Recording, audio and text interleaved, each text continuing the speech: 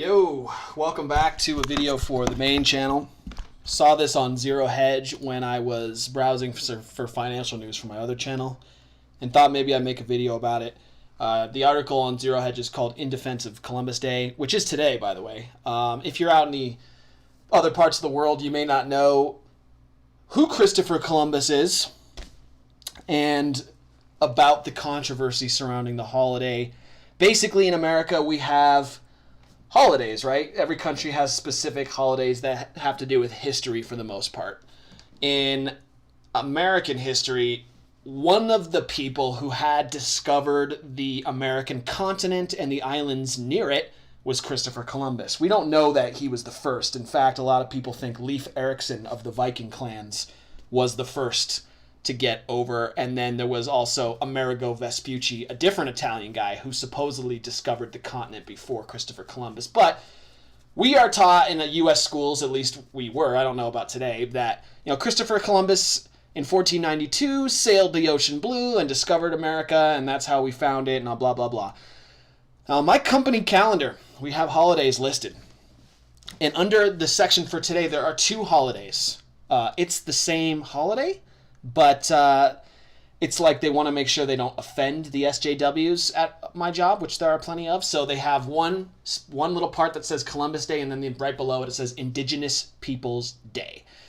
And the controversy is, blah, blah, blah, Christopher Columbus and his brutal gang of pillagers landed on an island and raped and murdered everybody. And they were so brutal. And because of this, America was brought up on the oppression of minorities, and nobody actually worked hard. The entire country was not built by white people, but was built by brown people, and therefore, white people, you should kill yourselves because of what happened, possibly what happened 500 years ago.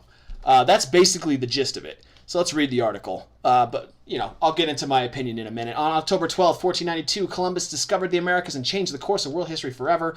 In honor of this historic event, Columbus Day is observed in the U.S., Latin America, Spain, and Italy. He was an Italian, sailing for Spain. Also, whether he was actually some kind of a Templar or just a crusader at heart, this man had on his ships giant red cross patés on the sails, which is awesome. In more recent years, however, there's been increasing opposition to Columbus Day in favor of Indigenous Peoples Day. Sorry, white man, you're not allowed to have your pride holiday. You need to instead genuflect and bow down before the almighty brown people who you oppressed and hurt, assuming that everything was so happy and peachy and that brown people totally lived in peace with each other, and they definitely didn't invade and rape each other's towns and pillage and do all that bad stuff. That definitely didn't happen. Brown people are the most peaceful people on earth and never did anything barbaric. Right, okay. If you can't tell, I was being totally sarcastic. According to the left's narratives, the arrival of Columbus in the world marked the beginning of one of the largest genocides in human history, but was it really? Let's find out.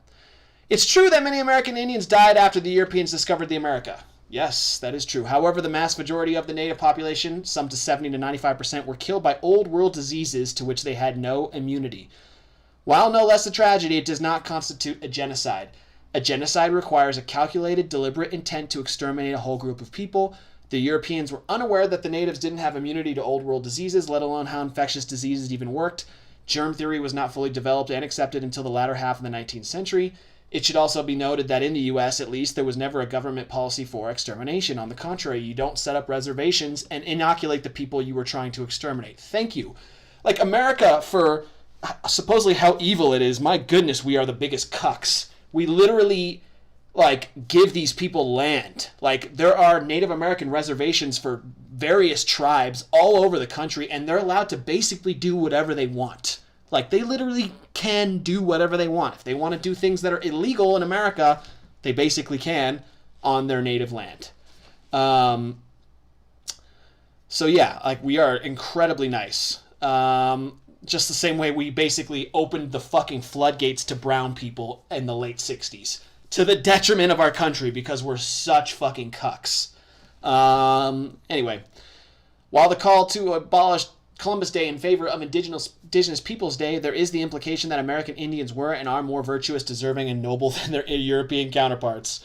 Right, exactly. The left tends to romanticize American Indians while vilifying Europeans. It's true that there were atrocities and injustices done to the American Indians, but that's only one side of the story. Guess what? Nothing the Europeans did was at all different from what the natives did themselves. That's what I'm trying to say. The natives were rapers, dude. And you know who did a very good job at showcasing this? Go watch the first 20 minutes of the movie Apocalypto. The first 20 minutes of that movie are the hardest to get through.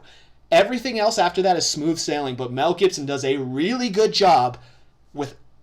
It's hard to watch, I'm just going to say. He will get you emotionally to what people would go through. You're just sitting there having a fun day, talking about your married life with your tribesmen. An enemy tribe comes in. You're literally being held down while they're raping your wife and impregnating her. Welcome to the old world that the left says was so much better than white, Europeanism. Like, dude, tribal life was way worse. So bad. Like, no morals whatsoever. It was not peaceful.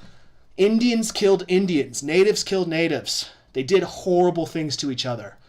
It was no different than what the natives themselves did.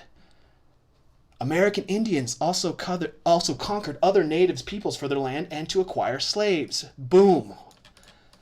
Slavery was widely practiced in the pre-Columbian America, just as it was practiced everywhere at the time.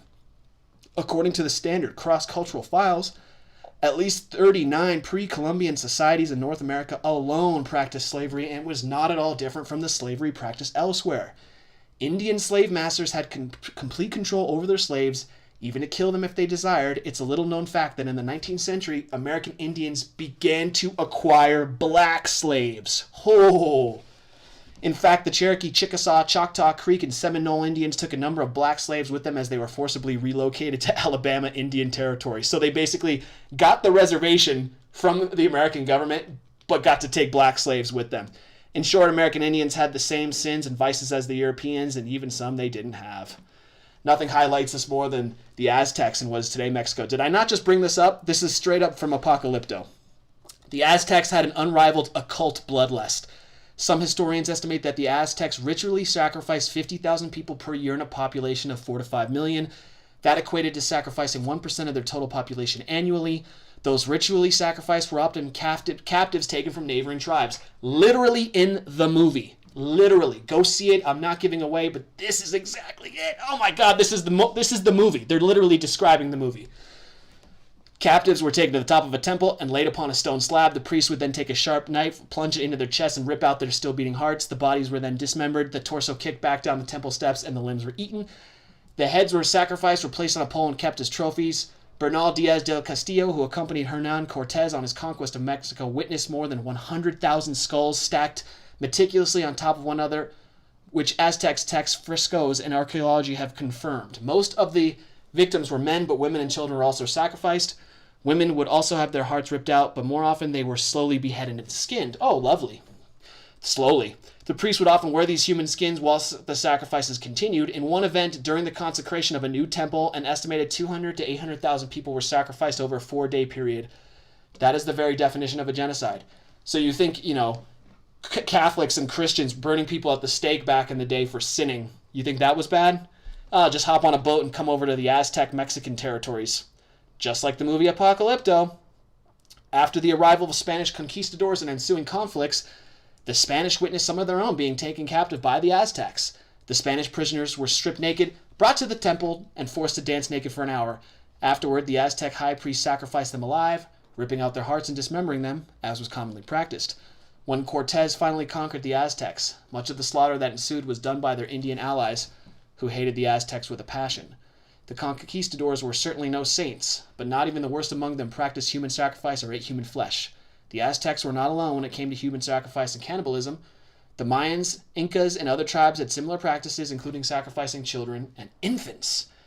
When Columbus discovered the Americas, he encountered friendly natives, but he also encountered hostile natives. Upon his second trip to the Americas, he encountered the Caribs, from which the word Caribbean is derived.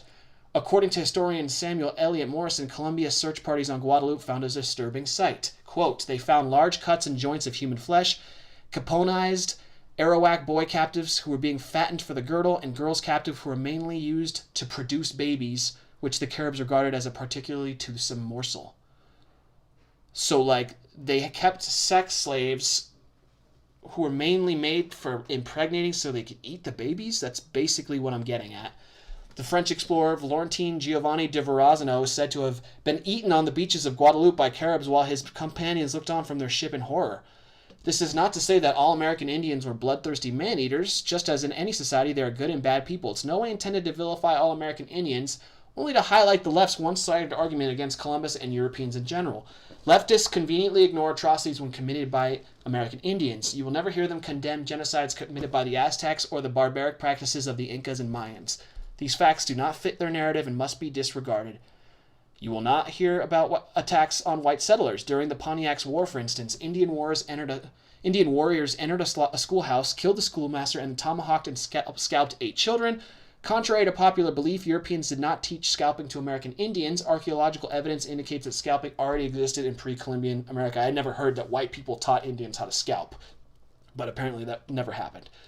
Ultimately, the attack on Columbus Day is an attack on Western civilization itself. Yes, it all is. Everything you see in media, everything you hear on the news and now in sports and now in pop culture is white man bad. But let me tell you, no matter how much you hate white man equals Western civilization, and whether you say it or admit it or you don't, everyone who's watching this video right now loves living in Western civilization. Seriously, if you don't, by all means, get a bag and go to the East, go to the Middle East, go to South, whether it's South Africa or South America, go to any of these places where it's not the West and have a great time and let me know how things go for you.